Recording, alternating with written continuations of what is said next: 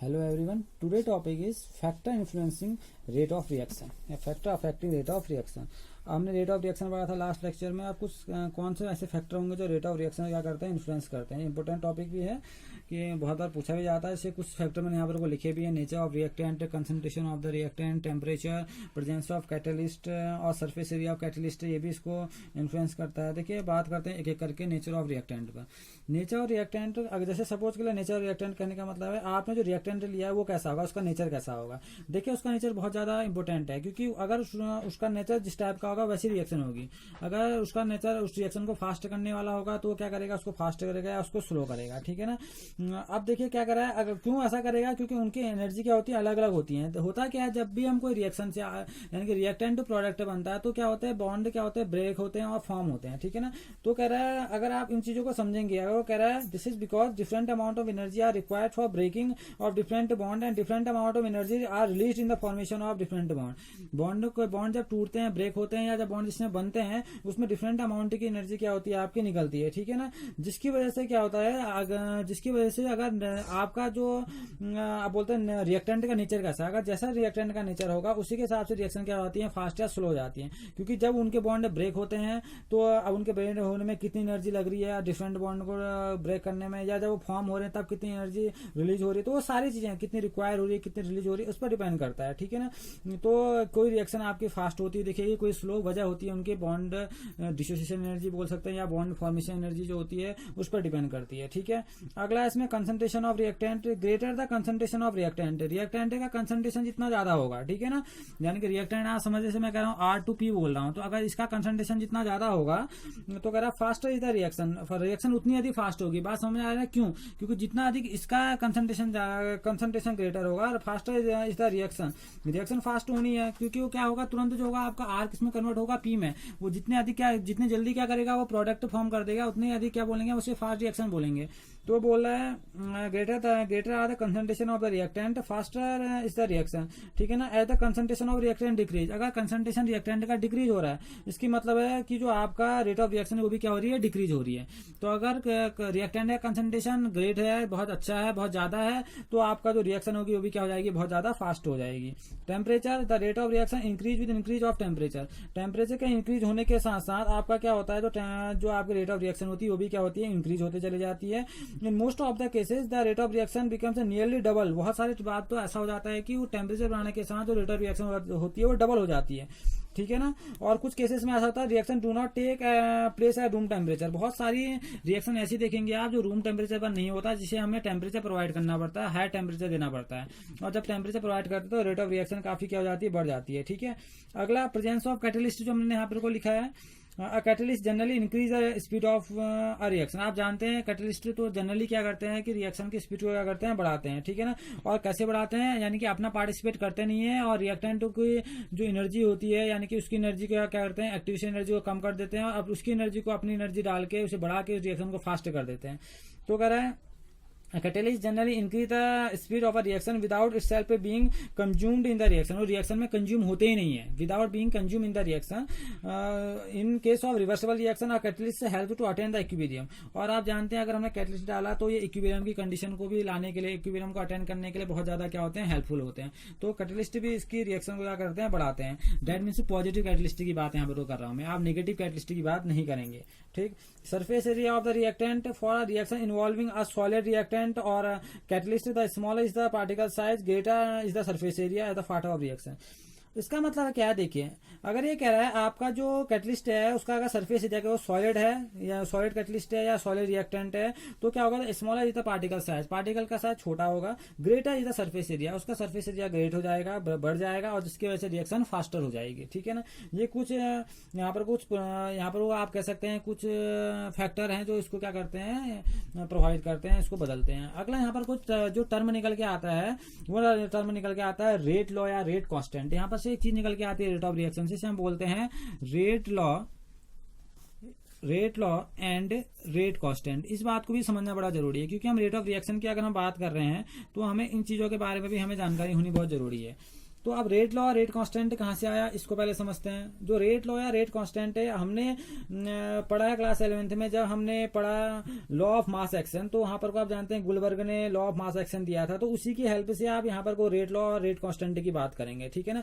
जब भी कोई केमिकल रिएक्शन प्रोसीड होती है, बढ़ती है, तो आप देखते हैं कि रिएक्टेंट का कंसंट्रेशन डिक्रीज होता है, प्रोडक्ट का कंसंट्रेशन क्या होता है, इंक्रीज होता है, ठीक है ना। तो आप देख रहे हैं कि आप बोल सकते थे rate of reaction is also found to decrease. हम देखते हैं जो एक्चुअल में जो हम जिसकी जो रेट ऑफ रिएक्शन की बात करते हैं, रिएक्टेंट की हम जनरली बात करते हैं, तो रिएक्टेंट की जनरली बात कर रहे हैं, तो हम जनरली हम किसके रेट ऑफ रिएक्शन पर डिपेंड करते हैं, हम जनरली रेट ऑफ रिएक्शन पर डिपेंड करते हैं रिएक्टेंट के। और अब लॉ ऑफ मास एक्शन क्या है, लॉ ऑफ मास एक्शन को अगर आपको हल्का सा याद हो तो वो कैसा था, वो ऐसा था ए प्लस बी इक्वल टू जो आपका बनता था, क्या बनता था, प्रोडक्ट बनता था। तो हम रेट क्या बोलते थे, यहाँ से हम जो हमारा रेट निकलेगा, तो रेट किस पर डिपेंड करेगा, हम क्या है, रिएक्टेंट पर डिपेंड करेगा। तो हम क्या करते थे, rate is directly proportional to A to the power A. आप जानते थे स्टोइकोमेट्रिक जो कोफिशिएंट थे किस में चले जाते थे, पावर में चले जाते थे, और into B to the power B, ठीक है ना। तो यहाँ पर को इस प्रोपोर्शनलिटी साइन को हटा देते तो हम क्या बोलते थे, रेट इक्वल टू के ए बी और बी। तो यहाँ पर प्रोपोर्शनलिटी कांस्टेंट आपका क्या लग गया, के लग गया, ठीक है ना। आप देख रहे हैं यहाँ पर को जो ए और बी आ रहे हैं, आप देख रहे हैं किसके, इसके कंसंट्रेशन के टर्म है, यानी कि आपको जो ए और बी है कंसंट्रेशन टर्म में दिखा रहा है, और ए जो आपको स्मॉल है और स्मॉल बी आपको जो दिखा रहा है, आप इस बात को समझ लेंगे स्टोइकोमेट्रिक कोफिशिएंट है, ठीक है ना। तो ये डिपेंड किस पे करेगा, कंसंट्रेशन, इनके कंसंट्रेशन पर डिपेंड करेगा, ठीक है ना। और यहाँ पर को जो के आ रहा है, समझ रहे हैं उस बात को भी, क्या है ये आपके, इसको इसी ये जो आपका के निकल के आ रहा है, इसके को हम क्या बोलते हैं, इसके को हम बोलते हैं आपका जो के है आपका, इसके को बोला जाता है रेट कांस्टेंट बोलेंगे, या आप बोलते हैं इसको वेलोसिटी कांस्टेंट। ये दो नामों से दिखता है आपको, कहीं पर कोई रेट कांस्टेंट आए या वेलोसिटी कांस्टेंट आए, तो दोनों बात एक ही है, ठीक है ना। तो यहाँ पर को आप देख रहे हैं, और ए और बी आप क्या देख रहे हैं, आप इसे क्या बोल सकते हैं, इसका मोलर कंसंट्रेशन बोल सकते हैं ए और बी का, ठीक है। और जो आपके दिख रहा है, जो आपका आप कह सकते हैं जो रेट ऑफ रिएक्शन में जो ऊपर आपको स्टोइकोमेट्रिक कोफिशिएंट ए और बी दिख रहे हैं, पावर्स हैं इसकी, ठीक है। ये नंबर है, जिसको आप नंबर बनाते जाएंगे तो पावर में चले जाते हैं, ये इसका क्या मोलर कंसंट्रेशन है। और यहाँ पर को के जो प्रोपोर्शनलिटी साइन को हटाया, इसे हम कहते हैं रेट कांस्टेंट या वेलोसिटी कांस्टेंट, ठीक है। अब हमारे यहाँ से रेट लॉ है क्या, तो रेट लॉ मतलब क्या आता है, तो रेट लॉ आपको यहाँ से रेट लॉ जो दिख रहा है रेट कांस्टेंट से, तो रेट लॉ क्या है, अगर हम इसको समझेंगे तो रेट लॉ है वो क्या एक्सप्रेस करता है, rate law which express the rate of reaction. ये रेट ऑफ रिएक्शन को एक्सप्रेस कर रहा है, किसके टर्म में कर रहा है, मोलर कंसंट्रेशन ऑफ रिएक्टेंट। ये किसके टर्म में एक्सप्रेस कर रहा है, इसको आप यहीं से इसकी डेफिनेशन बना सकते हैं। कि केमिस्ट्री है या कोई भी चीज है, अगर आप उसके एस्पेक्ट को समझ गए, उसके कॉन्सेप्ट को समझ गए, तो आप डेफिनेशन खुद उसकी बना सकते हैं, ठीक है। तो बहुत सिंपल है, यहाँ से अगर डेफिनेशन बनाए तो हम कह सकते हैं the rate of reaction in terms of molar concentration of reactant which each term raise to some power, इसकी कुछ सेम पावर, इसकी पावर आपको दिख रही है, which may or may not be same as stoichiometric coefficient of the reactant is the balance chemical equation.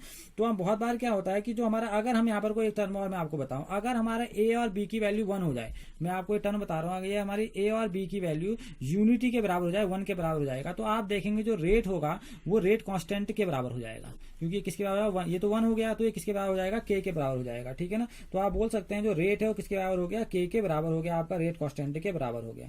तो हम यहाँ से क्या कर सकते हैं, rate constant may be defined as the rate of chemical reaction when the molar concentration of each reactant is taken as unity. अगर आप मोलर कंसंट्रेशन हर एक रिएक्टेंट क्या ले लें, 1 ले लें, तो जो रेट कांस्टेंट होता है वो किसके बराबर हो जाएगा आपका, आप समझ रहे हैं ना, किसके बराबर हो जाएगा आपका, ये जो आपने रेट ले रखा है आपका रेट ऑफ रिएक्शन, इसके ठीक बराबर हो जाएगा। तो कह रहा है rate constant may be defined as the rate of reaction when the molar concentration of each reactant is unity, that's why the rate constant is also called specific rate constant. इसलिए इसका नाम एक और, इसे हम बोलते हैं स्पेसिफिक रेट कांस्टेंट बोला जाता है, ठीक है ना। इसको एक और नाम से बुलाया जाता है, इसको बुलाया जाता है specific rate constant.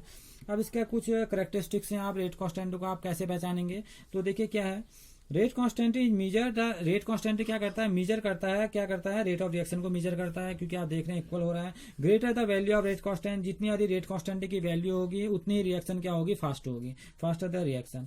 Each reaction have a definite value of rate constant. हर एक रिएक्शन की जो रेट कांस्टेंट की वैल्यू होती है डेफिनेट होती है, फिक्स होती है एक पर्टिकुलर टेम्परेचर पर, ठीक है ना। The value of rate constant for a same reaction change with temperature. ये टेम्परेचर के चेंज होने के बाद जो वैल्यू होती है रेट कांस्टेंट की बदलती है, क्योंकि मैं बोल रहा हूँ पर्टिकुलर टाइम पर फिक्स होती है। अगर आप टेम्परेचर चेंज करेंगे, टेम्परेचर को चेंज कर देंगे तो ये भी क्या होगी, चेंज होगी, ठीक है। The unit of rate constant depends upon the order of reaction. इसको ऑर्डर ऑफ रिएक्शन को हम लेटर अपने लेटर सेक्शन में लेटर जो हमारा होगा उसमें हम उसको डिस्कस करेंगे। ऑर्डर ऑफ रिएक्शन को उस पर भी क्या करती है, डिपेंड करती है, ठीक है ना। The value of rate constant of reaction does not depend upon the concentration of reactant. ये कंसंट्रेशन ऑफ रिएक्टेंट में डिपेंड नहीं करेगी, क्योंकि आप देखें यूनिटी के बराबर भी हो जा रहा है तो ये इसके इक्वल हो जा रही है, ठीक है। तो हमने क्या देखा, रेट लॉ और हमने क्या पढ़ा, हमने यहाँ पर को पढ़ा आपका रेट कांस्टेंट के बारे में पढ़ा, ओके। तो अगर हम देखेंगे, अगर हम इस बात को समझें कि जो डिफरेंस क्या होगा फिर रेट लॉ और लॉ ऑफ मास एक्शन में, तो डिफर क्या है, देखिए क्या होता है। Rate law differs from law of mass action. जो रेट लॉ है वो लॉ ऑफ मास एक्शन से थोड़ा डिफर है, ठीक है ना। कह रहा है where the rate law state the rate of reaction depends upon the concentration term. जो आप देख रहे हैं, जो आपका अगर हम कहें रेट लॉ किस पर डिपेंड कर रहा है, वो डिपेंड कर रहा है concentration terms on the rate reaction actually depends upon the observe experiment. देखिए इसमें क्या होता है, जो रेट ऑफ रिएक्शन होता है, जो आपका रेट है जिसे हम बोल रहे हैं रेट लॉ कह रहे हैं, रेट लॉ किस पर डिपेंड करता है, वो कंसंट्रेशन टर्म पर डिपेंड कर रहा है, ठीक है ना, एक्चुअल में। और एक कंसंट्रेशन टर्म कहां से निकलेंगे, ये एक एक्सपेरिमेंटली निकलते हैं। आप थ्योरेटिकल वैल्यू नहीं होती है, एक्सपेरिमेंटली वैल्यू होती है। लेकिन लॉ ऑफ मास एक्शन जो होती है, जो आप जो स्टोइकोमेट्रिक कोएफिशिएंट देख रहे हैं, उन पर भी क्या करता है, वो डिपेंड करता है। ये इन चीजों पर डिपेंड नहीं करता है, ठीक है ना।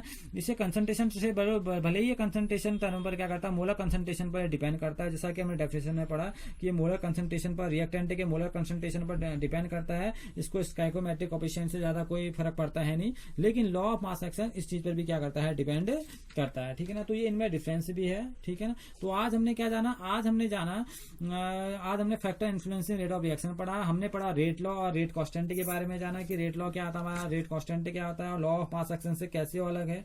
तो आपने इस बात को समझा कि कैसे अलग है। जो आपका रेट लॉ क्या बोलता है, rate law express the rate of reaction in terms of molar concentration of reactant which is term raise to the some power, but the power which may or may not be same as stoichiometric coefficient of the reactant, क्योंकि ये stoichiometric coefficient पर depend नहीं करता, मैंने आपको जैसा कि बताया।